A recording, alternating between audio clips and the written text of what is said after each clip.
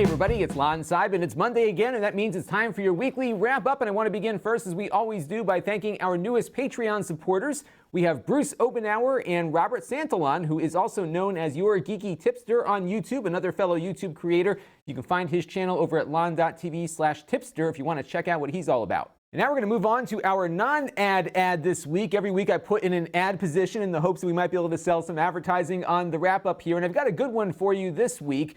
So you all know I'm a big fan of Plex, and of course we have our ongoing affiliate relationship with Plex. So you can go to Lon.TV/Plex, and if you sign up for a free account, we get a commission on that. There's also a way to gift one of their Plex Pass subscriptions to a friend. And this week, there is a way that you can get a Plex Pass subscription for 6 months for free, and that is by buying my favorite media player, which is the Nvidia Shield TV.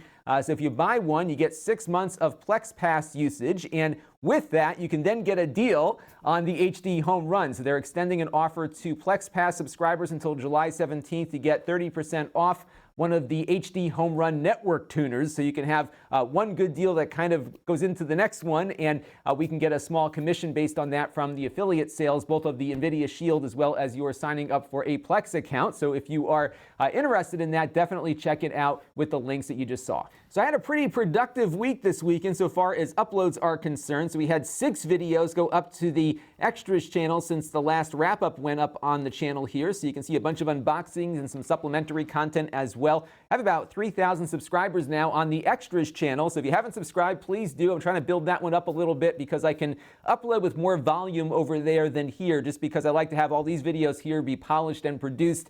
The Extras channel is unboxings and a lot of more casual content, but a lot of it feeds into what I do here, and I'm getting a lot of good feedback from the Extras channel that I bring over to here when I do my main review. So if you are eager to see what I'm working on, you can check it out there. I do all sorts of different things over on the Extras channel.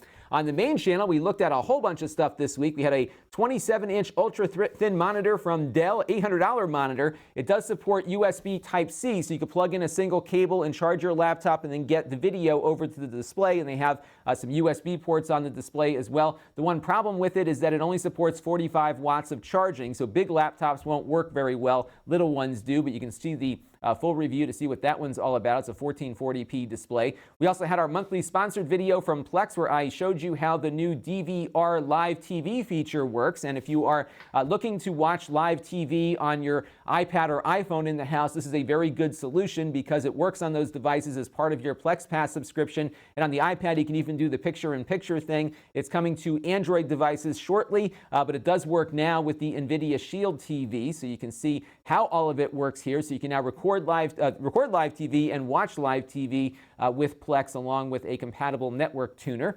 We also took a look at the Xiaomi Mi Pad 3. It's an iPad mini alternative tablet. Nice little device running Android. It doesn't have a fingerprint sensor and a few other things I would have liked, but overall not a bad little deal here. So you can check out that one and see what it's all about. And we checked out the Hyperkin Retron HD. It's a $39 NES clone that will run your old games on cartridges. It's not perfect, but it's cheap and it works, and it might be worth taking a look at. So you can see my full review linked down below in the master playlist. We also did a follow-up that has some errata attached to it on the Lenovo Yoga 72015 because we looked at how the Thunderbolt port worked on the 13-inch with the eGPU, and a lot of people wanted to see if the 15 would have the same performance. And I thought going into this that the 13 had 4 lanes of PCI Express going over its Thunderbolt port, and I had heard that this one only had 2. What I found since I uploaded this video is that both the 13 and the 15 have only 2 lanes of PCI Express traffic. I actually posted up a little article that I wrote that you can find at the link down there, so you can read more about exactly what's going on with these devices. The good news is that it doesn't really impact performance of the eGPU I was testing, namely a GTX 1070. So I think within reason, if you've got like a mid-level GPU in your eGPU box, you're not going to see any real difference in performance. You're going to be maxing out that card just with 2 lanes of traffic, at least if you have an external display attached. One thing I do want to test, which I'll probably do in the next week or two, is my MacBook Pro, which does have 4 lanes of traffic going to its Thunderbolt port. I want to see if maybe we get better performance when we're running on its internal display with the external GPU. That did result in a performance hit on the Lenovo's, and I didn't yet test that on the Mac to see if we'd have the same issue there. So I got some more things to test out with this, but I definitely wanted to clear the air on that. It is only 2 lanes, but again, doesn't seem to have an impact on a mid-range GPU if you're planning to do an eGPU on that device. And I appeared on another YouTube channel, the YouTube Creators Hub, which is a podcast, but it's also part of a YouTube channel run by Dusty Porter, who's a fellow creator, does a lot of tech on the platform. We talked about what it was like going full-time and some of the things that I think about now running this as a full-time business and occupation. So it's a really fun interview, actually, and you can check it out at the link down below. And I've also put it on my audio podcast feed as well. And now it's time for a couple of things that are on my mind. We are now in week 13 of me doing this full time, and it was a very productive week, as you can see from all the content that I pushed out. I had a bunch of consulting work that I was doing the prior week, which kind of slowed me down last week, so I felt like I really got caught up this week, which really helped. So I really am, I keep saying this, but I am bringing on somebody to help with some of the other tasks around the channel here to help me be more productive. The problem is finding the right person, and I'm really taking some time here to try to figure out whether I need to bring in somebody into this place every day, which is becoming a little bit more challenging to find that right person, or maybe outsource different parts of it. One of the things that I discovered is that I might be able to package up some of my videos for editing into a way that I could actually transmit to somebody with Final Cut Pro. So I'm considering maybe having some of that done remotely. And if you're interested in perhaps editing some of my videos, I'm interested in talking to you. I don't have a lot of money to spend on this project, but the editing doesn't take all that long either. So if you have Final Cut Pro and a pretty fast internet connection and you have a few hours here or there to spare, might be something we should talk about. So definitely leave me a comment down below, or actually better yet, email me at Lon@Lon.TV, because I might be able to have a few people that I go to with this kind of thing. I'm thinking in particular videos like the Wrapup here, where I shoot this usually in the morning. I shot it later in the afternoon today because I was watching the Apple event, but it'd be nice to be able to farm this out to somebody and have them edit it and shoot the footage back to me. One of the cool things that Final Cut Pro does is it can actually take my large video that I'm shooting raw here, compress it down into something really small that somebody can work on, and they can actually just shoot me back just the project file itself, which I can then reintegrate and put in with my big files here and upload. So it actually would be a pretty quick process, at least on the return trip. The outgoing trip is about 3 or 4 gigs of data, but not all that bad. So if you're interested, definitely let me know down below. I think I want to get this editing thing done first, and then look at some of the in-house stuff that I might be able to get from somebody locally here. So Final Cut Pro only, but let me know if you are interested, and let me know what your rates are, and I'll see if I can make it work with the budget that I have here. And as I mentioned, I was watching the Apple keynote earlier today, and one of the big announcements they made was about iMessage, and a pretty big change to it, actually, that not a lot of people are talking about because there's a lot of shiny new objects that they are releasing, which I'll get to in a second. Now, iMessage, if you're not familiar, is a messaging technology that works across all of Apple's devices, Macs, iPads, iPhones, iPod Touches, and I can send a message to, for example, my wife, who also has an iPhone, and rather than going through my cell phone provider's texting system, the SMS system, it goes through Apple, and an encrypted message is sent from my phone to hers, and the private keys for that encryption reside on each of our phones, and if our phones are locked, nobody can get at that private key to decrypt the communication, not even Apple. It's been one of the selling points of the iMessage system. Additionally, Apple has not been storing those messages in the cloud. So for example, if I have an iPhone with 3 years worth of messaging data stored locally on this device, if I buy a new iPad, those messages are not synced up unless I'm restoring from an iCloud backup. In other words, Apple is not, within its iMessage infrastructure, not storing the individual communications between users unless they elect to put it into an iCloud backup. But again, the messaging system has been totally separate. Now today, they announced that they're going to be doing synchronization of messaging. Now it does solve a problem that this non-syncing created, which was that all of your archives are stored locally on your phone. And I've got gigabytes now of messaging archives on my phone that I don't want to erase. Things like my little log to my family about the birth of our 2 daughters, all that cool stuff is all sitting inside of this phone with pictures and everything else that I don't want to lose, but I also don't want to necessarily store on my device all the time. So there is some convenience being added here, but I'm wondering what this is going to do for user privacy, specifically around how the government or any government might be able to get access to my messages now stored on Apple's server. So if the synchronization becomes a default feature, now all of this messaging data and the archives of it will be stored forever on Apple's servers and presumably accessible to law enforcement, because before all the private keys were tied to the phones and the communication going between them. Now there's got to be some other private key stored somewhere else, I'm assuming. We'll have to read into this a little bit later. that will probably be accessible to government. Maybe this was a concession that Apple made to authorities here, because there's been a big dust-up between the FBI and Apple over gaining access to sometimes impenetrable iPhones that they're trying to get information from. So I'm really eager to see how the security plays out with this, because Apple was really touting this fact that they didn't store messages as a real privacy boost here for their users, and now they are. This is a big change. I'm really eager to see exactly how they're going to secure user data from governments moving forward. And Apple did announce a bunch of updates to their Mac line, including a new iMac Pro that'll be out in December. It's going to start at $5,000. It's coming out in December because it needs to be out before the end of the year so everybody can take their tax write-off on these things. So they're definitely going to be sending out the little reminder email in December when it comes out to say, hey, you know, you can take $25,000 off your taxes if you buy $25,000 of computers from us this year. So I think we'll be seeing a lot of that. So the iMac Pro is a pretty expensive device, but it's a workstation crammed into the iMac footprint. And this may or may not be of interest to folks. I think one of the things that's happened is Apple has lost a lot of Pro users because their computers have simply not been keeping up performance-wise with the rest of the industry. You can get much faster GPUs and processors in Windows computers that may even cost less. They don't look as pretty, but they perform a lot better. The Mac Pro has really upset a lot of people in the professional community, primarily because it was obsolete so quickly after its release by the iMac, which is a consumer level. In fact, when I was looking to get a desktop computer for the channel, I was looking at the iMac, and then I looked at the Mac Pro, and I said, geez, the iMac seems to be a better buy. It has the performance level that I need and offers the 5K display, which you couldn't even get for the Mac Pro. So it looks like they're going to be doing that. The lower level iMacs now will also support VR if they have a discrete GPU built into them. So there's definitely some performance improvements here, but they're still kind of behind where Windows is. And it comes down to,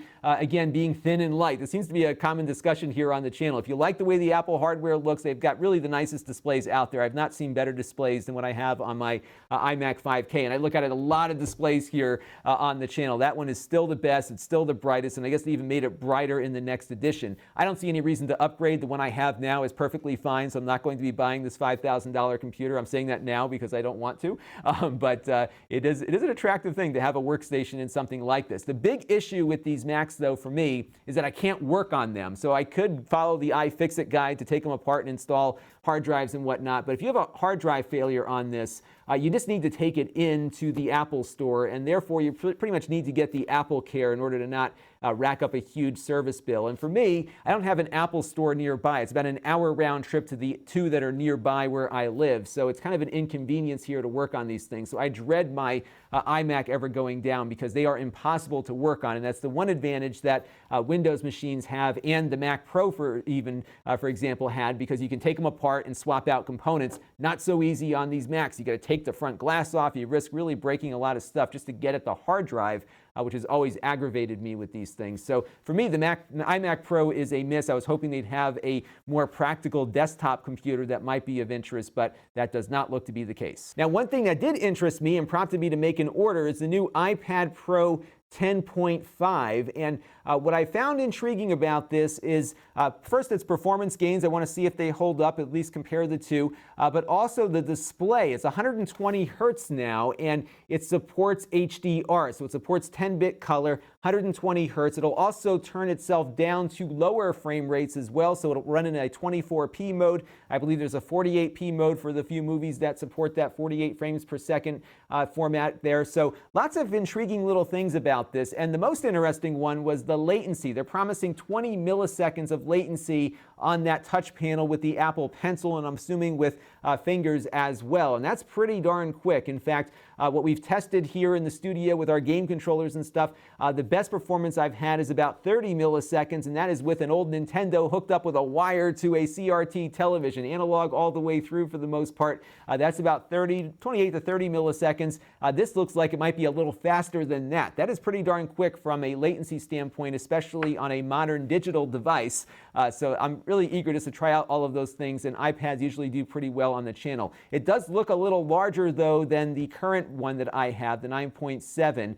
They did make the bezels a little thinner, so it's not as big as it could have been, but it would have been awesome to see a completely bezel-less device like the iPhone is rumored to be or the new Samsung phone is, but this one is not. So we'll see what the size looks like and what the performance differences are, and we'll have a full review up when this comes in, hopefully next week. And they are continuing to evolve the Apple Watch interface, and they are actually adding something that I thought should have been on it from the get-go, which is a Google Now-like interface with cards that puts things up in front of you based on what it thinks you should know ahead of time, using some of that machine learning that Google keeps talking about. So they are adding that watch face to the mix. There's a bunch of other features as well. It looks like they're really doubling down on fitness features right now in the Apple Watch, because they have now, according to a new report here that I was going to talk about even before all of today's announcements, they've actually surpassed Fitbit in their watch sales. So this is probably the most popular wearable out there on the market right now. And what's been really interesting to me, because I observe things and I know people that are not techies, a lot of my non-techie acquaintances are buying these Apple Watches. I'm seeing them on more and more wrists than I've ever seen before. So the price point is probably where it needs to be now, and I think people are really getting a lot out of them. I bought this 2.5 years ago or so, maybe 2 years ago, just to do a review on the channel. My intention wasn't really to keep it because I wasn't really a watch wearer. I haven't taken it off in 2 years. You've seen it here on my wrist throughout all of these things, and I really have found it quite useful at certain times, especially now that I'm a father of two and I often have things or children in my hands and can't answer a phone or can't respond to a message. I can do all of that now. The Apple Pay thing is a really killer feature for me. When I go and get my coffee, I can just tap my watch against something there and get that done, so I don't have to give my credit card and have it stored in some retailer's database somewhere. So there's been a lot of features on this watch that I've been using, but there's no killer app. There's really no app that I use and can't live without on the watch like I would have on my phones and other devices. But I found it to be a really useful little thing, and the fitness thing does help actually, because I always want to close my little exercise ring and some other stuff. So I really like it. I've been using it for quite a while. In hindsight, I probably should have gotten the more expensive one, because the glass face on here will get scratched up over time. It's pretty much the same material as the phone is, and you will see scratches on the phone pretty quickly. Definitely the case with the watch. In fact, this is my second watch because my daughter about 1.5 years ago smashed my other one. She took it off the counter and dropped it on the floor, and there goes the screen, so I had to get a replacement. So I would say probably going with the sapphire face may have been the better choice, but what I really want to see them get rid of is that little dial there. Let me put the thing back there. That little dial there does nothing for me, and when I'm on the train, for example, and taking my backpack with me to New York, whenever I take the backpack off, I'm always hitting that little dial and setting the watch off and everything. It's really a useless feature. I would actually prefer this with no buttons on it at all, because it does have a fairly useful touchscreen that I usually use to scroll anyhow. But I really like my Apple Watch. I know a lot of you are not Apple fans, but there's a bunch of reasons why I use Apple products, and this was a interesting thing to watch. I think they have something going there with the wearables, and we'll see where it comes out along there. Now, in other news, Intel announced their Core X line of high-end processors. We talked about that 18-core processor on the Xeon side. There's also going to be a Core version of it for PCs and whatnot. So I'm really interested to see how the Core i9, which is their new one, the new high-performance chip, how this will do in games. Can games benefit from 18 cores? I want to know. Let me know down in the comments what you think on that one. We got some discussion on my Facebook page about that. And one last story caught my eye here, speaking of computer repairs, which is a lawsuit being filed against the FBI and the Justice Department about training the Best Buy Geek Squad to look for stuff on customer computers. So here in the U.S., we have a retailer called Best Buy. They sell computers and TVs and all that kind of stuff, and they've got a division called the Geek Squad that repairs computers, and they actually dress them all up like FBI agents with the black ties and dark jackets and everything. It's kind of funny, and it turns out they may actually be working for the FBI, or at least being trained by them, and apparently there was some acknowledgement in this article that the Geek Squad has been trained by the FBI to look for stuff. And now the question is, are they going out of their way to rummage through customer files looking for things that they might want to report to the FBI, or is this something that they'd incidentally come across in the course of repairing a computer? Who knows? But this is one of those things that if you send your computer in for repair, do not give them your password. If they insist on a password or an administrator account, wipe the computer out and give them something completely empty to work with here, because you never know what these people are going to do with your computer when it's in there. What are they going to pull off your hard drive in the course of trying to repair it? And I'm always very nervous about this. Even Apple, who's also about security and everything else, they ask for your password over the phone before you mail a computer in, which is crazy that you've got a customer service person typing in a password, your key to all your private information on your computer, going into their systems and getting passed around to a couple of different employees when those computers go in for repairs. So what I do whenever I have a repair, which is rare, but when I do, I wipe it out and send them a completely blank slate to work from, because you do not want to hand over your password to anyone, because who knows what these folks are going to be doing with your private information. Are they, again, going after your personal data unnecessarily here in the hopes that they might find something they can turn over to the FBI? Who knows? But all I know is keep those passwords to yourself and wipe out those computers before they go in for repair. And now it's time for some Q&A from you, the viewers. And our first question comes in from Derwin Estremera, who is curious if I ever have been invited to cover Computex. And if you don't know what Computex is, it's a big computer trade show out in Taipei, Taiwan. It is quite a distance from where I am here in Connecticut, and it would take me a while to get there. It would be very expensive for me to go because I'd have to pay for me as well as somebody to help me, because I like to have somebody on camera when I cover an event like that, or like CES and some of the other stuff that we have looked at in the past here on the channel. So from a cost perspective, it's hard for me to be competitive with CNET and many other larger outlets that have a huge audience that will give them enough viewership over the course of that event to make it worth it. For me, my business model is really producing evergreen content that lasts a really long time. So unless I have some business reason for going to a show, it's not going to make a lot of sense for me just to go and cover it. I'm sure I could get press credentials to go there. What I do quite a bit, though, is go to New York City, because there are a lot of events that happen in New York.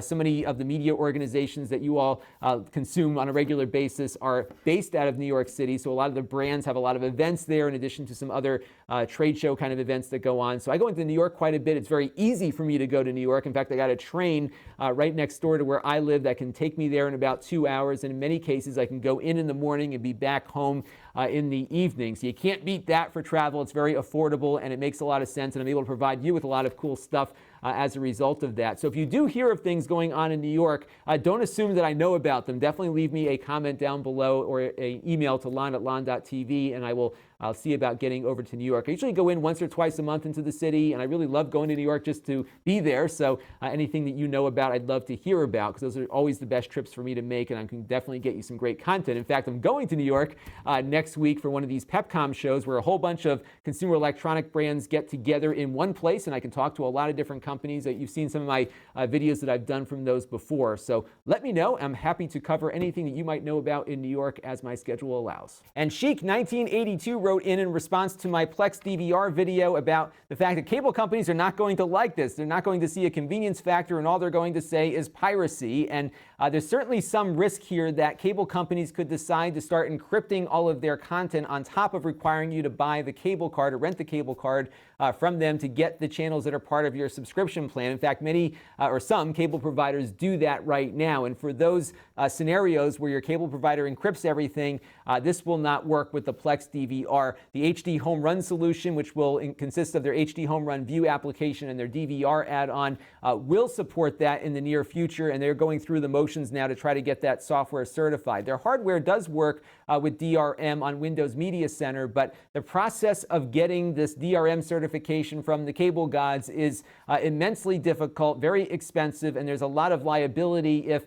someone were to break your encryption scheme and start pirating content. So you have to get it right the first time to make it all work. So on the HD Home Run side of things, you can do it with the Windows application, their HD Home Run View app on Windows and also on the Xbox One. You can watch live encrypted DRM content through your cable system on those two platforms, but you can't record it yet. You will at some point in the future, but Plex will probably never support that. However, it does work fine over the air. So if you have an over-the-air broadcast or broadcast that you can receive from your home or office, you can bring it into your Plex server and stream that out to your heart's content. Nobody can stop you from doing that, primarily because the use of this kind of activity, home recording or streaming stuff to yourself, is a fair use. There was a court case back in the 80s between Sony and Universal Pictures over the Betamax video recorder over this home recording thing. And there was a 5-4 Supreme Court decision that decided your own private use of content that you are receiving and paying for in many cases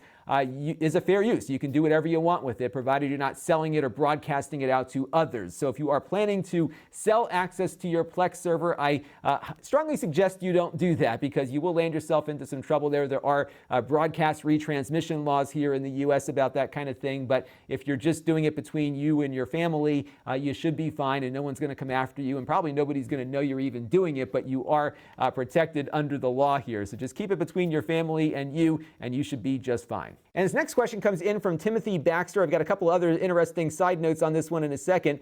He's wondering if I knew that Amazon was using my video of the Nvidia Shield TV on their product listing. And if you go over to that product listing, you'll see it down there below in the related video shorts. Now, a couple of months ago, or maybe a year ago now, who knows, Amazon initiated a new way for creators to share content on Amazon systems. So I can upload my videos to Amazon, and when people watch it on Amazon, I get a small cut of Prime members watching my videos. And I haven't done too much with that because it's very difficult to get your videos on Amazon. You need very accurate closed captioning. You need to have no references to external websites anywhere in the video. They actually have people that watch every video that gets uploaded, and more often than not, they reject my video for some reason or another, and it was just too time-consuming based on the very small amount of money I've been earning from it. But I do a lot of product reviews on Amazon because, as many of you know, I've been a member of the Amazon Vine program for the last 10 years. In fact, my membership in that program has led to my creation of the channel, because I started reviewing things that I was getting through Amazon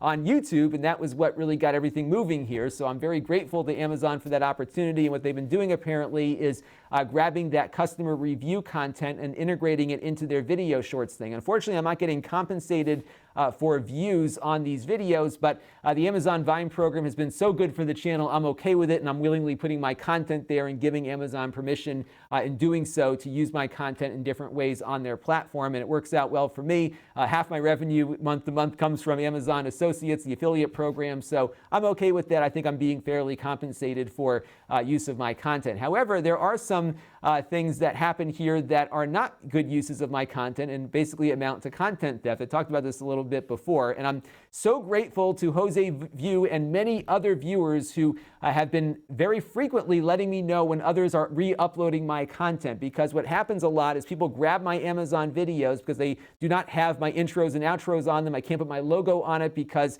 that is not allowed per Amazon's rules. They download the video from Amazon, upload it to YouTube, usually with an affiliate link, which then earns money for that person off of the content that I work so hard to make, and it drives me crazy. And unfortunately, I don't have the tools available to me that other larger creators have, namely that automated content takedown system I don't get access to as a small creator. So what I have to do is, when somebody like Jose here notifies me that my content was uploaded somewhere, I then have to go over to the YouTube copyright page here, fill out the whole big form for the DMCA takedown, click submit, and for every video I've got to go through the motions here of finding the video that is in violation, finding the one that belongs to me and putting that one on the form, clicking submit, and going through this process every single time. It is arduous, but I found that the more I do it, the less things happen with my content, because the people that are out there distributing this content to others are less likely to do it if the people getting the content are going to get copyright strikes against them. The copyright strike,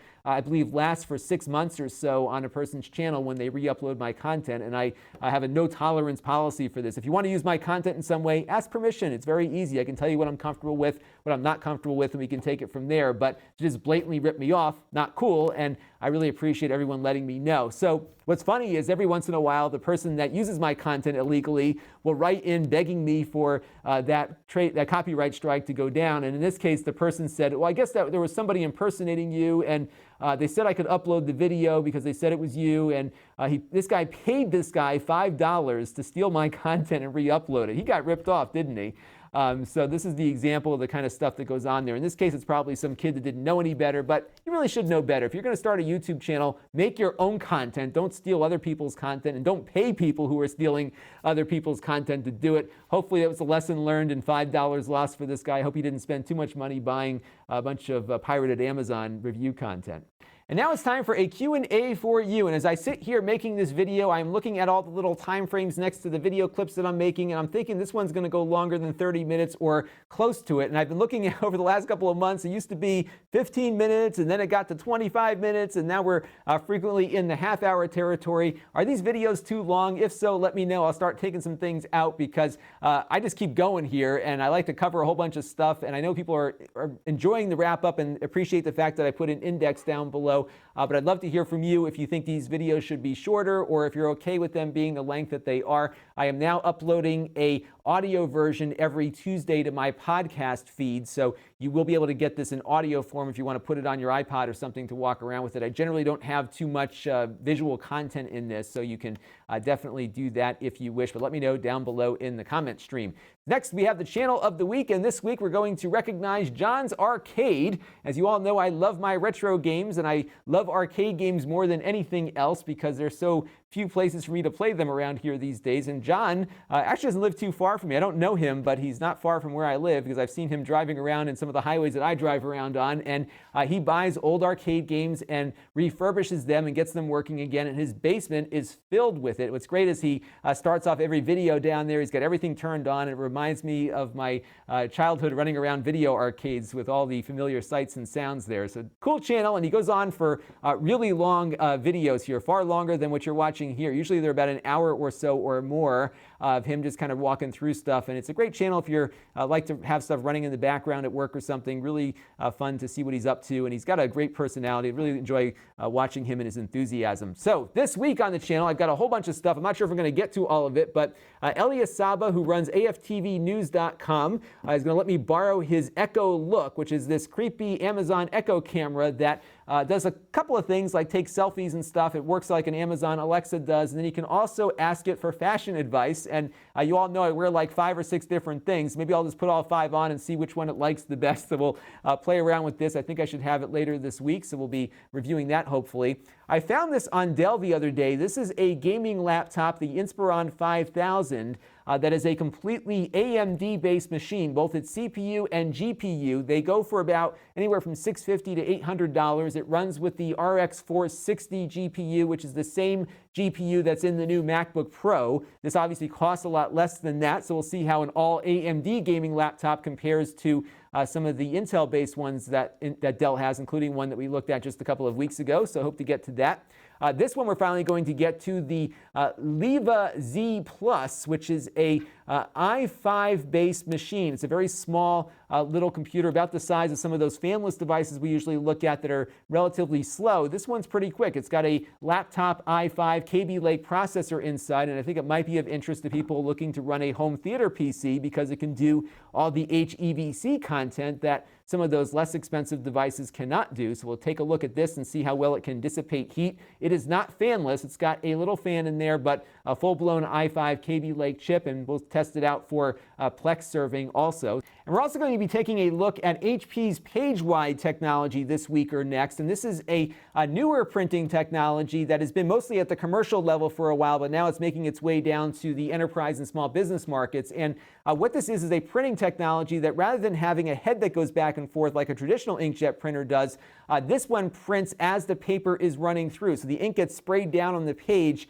as the page is running through. So you get the benefits of an inkjet, but it is a lot faster like a laser printer might be. So you do get some better photo quality out of it when printing documents. And this is not a small device. I thought I was getting like the home office edition. They sent over the main office edition. Look at the size of this thing. In fact, the mailbox company I use for my P.O. box called me up frantically like, you got to come get this thing. It's 160 pounds and we have no room for it. So my wife and I ran over, and you can see it takes up the whole back of the Highlander. So that's with the third row down. That thing is big, but I don't know how I'm going to get it back to them. It's on loan to the channel, but they said I'll be working with their logistics provider when I'm done, so I got to figure out how to wrap it all back up again. But quite a big printer. I think it's going to be really fast, and if you're into printing like I am, this might be a really fun little thing to play with because I haven't really played with something different in printing technology in quite some time, so I'm eager to check that out And I'm hoping to check out the EverDrive N8 this week or next as well. This is a flash cartridge that works with the Nintendo Entertainment System, and the folks from Stone Age Gamer let me borrow one of theirs because we were hoping it was going to work with that Hyperkin console I looked at last night.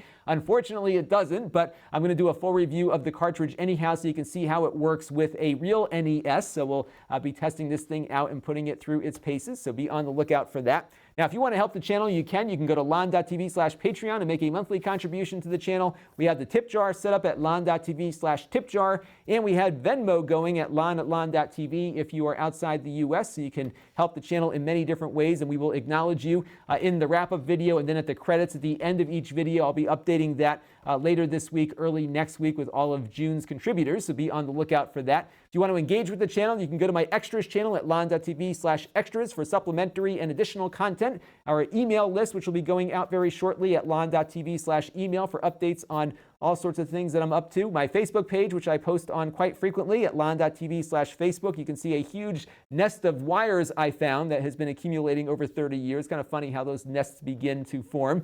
And we've got the store at Lon.TV/store, where I sell some of the items that I have reviewed here on the channel. And I'm thinking about doing a notification email list for that. If you're interested, let me know down in the comments and I'll put it together. So every time I add an item, I will notify people, because I'm seeing a lot of clicks going over to the store, and I bet it would be helpful for a lot of folks to know exactly when things get updated versus having to go and check all the time. So let me know. I will consider doing that, and you can let me know down in the comments. And then all my past live streams are archived at Lon.TV/live streams. And if I get caught up this week, I might do a live stream of that printer as I set it up. Might be kind of fun to see me work with this enormous device here. So we have to get a friend over here to move it. It's big. So be on the lookout for that. So that's going to do it for this week's weekly wrap-up. Thank you all for your continued viewership and support. Greatly appreciate it, and hope I wasn't going too long today. This is Lon.Simon. Thanks for watching. This channel is brought to you by my Patreon supporters, including gold level supporters Mark Bollinger, Brian Miller, Mr. Morse, and Cody Falk. If you want to help the channel, you can by contributing as little as $1 a month.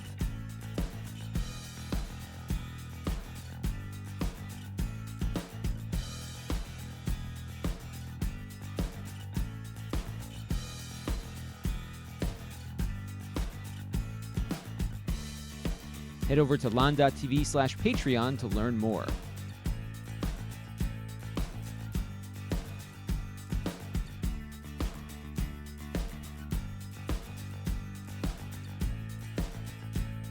And don't forget to subscribe. Visit Lon.TV/S.